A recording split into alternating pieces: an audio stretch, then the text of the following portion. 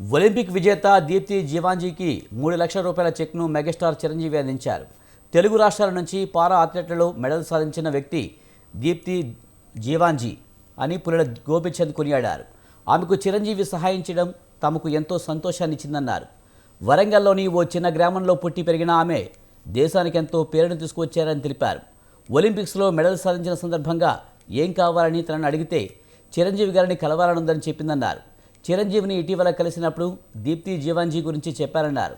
ఆయన చాలా గొప్ప మనసుతో స్పందించి పెద్ద అచీవ్మెంట్ చేసినప్పుడు ఆమె రావడం కాదు, నేనే అకాడమీకి వస్తానని అన్నారు. అన్నట్లుగానే చిరంజీవి తమ అకాడమీకి వచ్చి అక్కడున్న పిల్లలందరినీ కలిశారన్నారు. 2 గంటల పాటు అక్కడే గడిపారని, ప్రతి ప్లేయర్ని ఇన్స్పైర్ చేసే విధంగా మాట్లాడారన్నారు.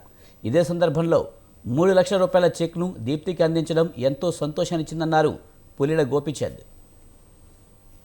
రాష్ట్రాల్లో ఒలింపిక్స్లో ఏకైక మెడల్ గెలిచిన వ్యక్తి దీప్తి జీవాంజీ. తను వరంగల్లో దగ్గర ఒక చిన్న గ్రామం నుంచి వస్తుంది. తను ఒలింపిక్ మెడల్ గెలిచినప్పుడు నీకు ఏం కావాలి అంటే నాకు చిరంజీవి గారిని నేను కలవాలి అని చెప్పటం జరిగింది.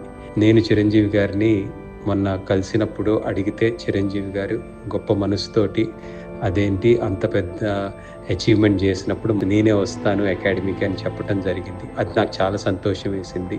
అండ్ చిరంజీవి గారు వచ్చి పిల్లలందరితోని కలిసి ఆల్మోస్ట్ ఒక 2 hours ఉండి ప్రతి ఒక్క ప్లేయర్ని ఇన్స్పైర్ చేసే విధంగా మాట్లాడటం జరిగింది.